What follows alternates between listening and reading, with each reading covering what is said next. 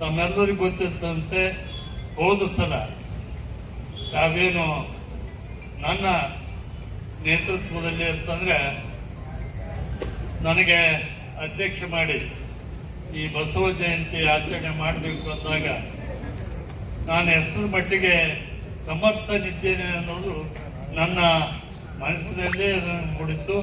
ಆದರೂ ಕೂಡ ಅದು ನನ್ನ ಏನು ಆ ಸಕ್ಸಸ್ ಆಗಬೇಕಾದ್ರೆ ನಾನೇ ಕಾರಣ ಅಂತಲ್ಲ, ಅನೇಕ ಬಸವಾದಿ ಶರಣರು ಸಹಾಯ ಮಾಡಿದ್ದರಿಂದ, ವಿಶೇಷವಾಗಿ ನಮ್ಮ ಸಚಿವರುಗಳು ಬಹಳ ತಮ್ಮ ಜವಾಬ್ದಾರಿ ಮೀರಿ ಇವತ್ತು ಈ ಜಯಂತಿಗೆ ಸಹಾಯ ಮಾಡಿದ್ದು ಅವರಿಗೆ ನಾನು ಪ್ರಥಮವಾಗಿ ಧನ್ಯವಾದ ಹೇಳ್ತಾ ಇದ್ದೀನಿ. ಅದೇ ರೀತಿ ಅನೇಕರು ಕೂಡ ಈ ಕಾರ್ಯಕ್ರಮ ಏನು ಒಳ್ಳೆಯ ರೀತಿಯಿಂದ ನಡೀಬೇಕು, ಐತಿಹಾಸಿಕ ಕಾರ್ಯಕ್ರಮ ಆಗಬೇಕು ಅನ್ನೋ ನಿಟ್ಟಿನಲ್ಲಿ ಎಲ್ಲ ನಮ್ಮ ತಾಯಂದಿರಾಗಲಿ, ಎಲ್ಲ ಯುವಕರಾಗಲಿ ಮತ್ತು ಇನ್ನಿತರ ವೀರಶೈವ ಬಂಧುಗಳಾಗಲಿ ಇವತ್ತು ಮಾಡಿದ್ದಕ್ಕಾಗಿ ಅವರಿಗೂ ಕೂಡ ನಾನು ಅಭಿನಂದಿಸುತ್ತಾ, ಇವತ್ತು ಅನೇಕ ವಿಚಾರಗಳು, ಯಾಕಂದರೆ ಹೋದ ಸಲ ಏನು ಆಗಿದ್ದು ಅಲ್ಪ ಸ್ವಲ್ಪ ಬದಲಾವಣೆ ಕೂಡ ನಾವು ಮಾಡಬೇಕಾಗ್ತದೆ. ಅನೇಕ ನಮ್ಮ ಡಾಕ್ಟರ್ ಮೇಡಮ್ ಅವರು, ಬಾಳಿ ಮೇಡಮ್ ಅವರು ಸಲಹೆ ಕೊಟ್ಟಿದ್ದಾರೆ. ಆ ರೀತಿಯಾಗಿ ಹೋಗೋದು ಭಾಳ ಅವಶ್ಯಕತೆ ಇದೆ.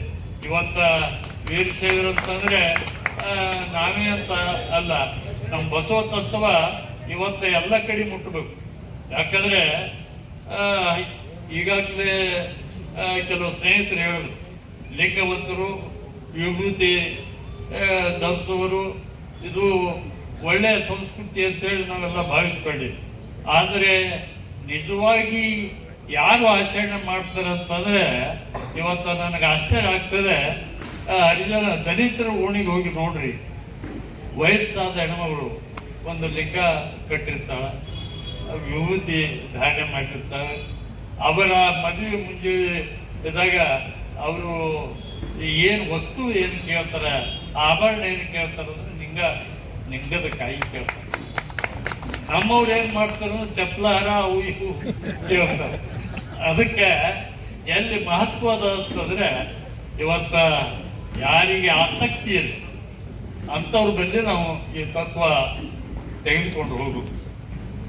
ಹೊಟ್ಟೆ ತುಂಬವರ ಹತ್ರ ನೀವು ಹೋದರೆ ಆ ತತ್ವ ಹಿಡಿಸೋದಿಲ್ಲ. ಆದ್ದರಿಂದ ಎಲ್ಲರಿಗೆ ಈ ತತ್ವ ಬಯಸ್ತಾ ಇದ್ದೇವೆ.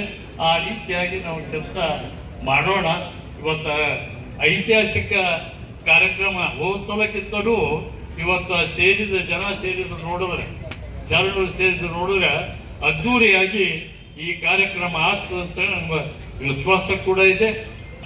ನಮ್ಮ BR ಪಾಟೀಲ್ ಅದು ಮುಂದುವರ್ಸ್ಕೊಂಡು ಹೋಗ್ಬೇಕು ಅಂತೇಳಿ ಅವರಲ್ಲಿ ವಿನಂತಿ ಮಾಡಿ ನಿಮ್ಮೆಲ್ಲರಿಗೂ ಹೊಂದಿಸಿ ನಾನು 4 ಮಾತು ಮುಗಿಸ್ತೇನೆ.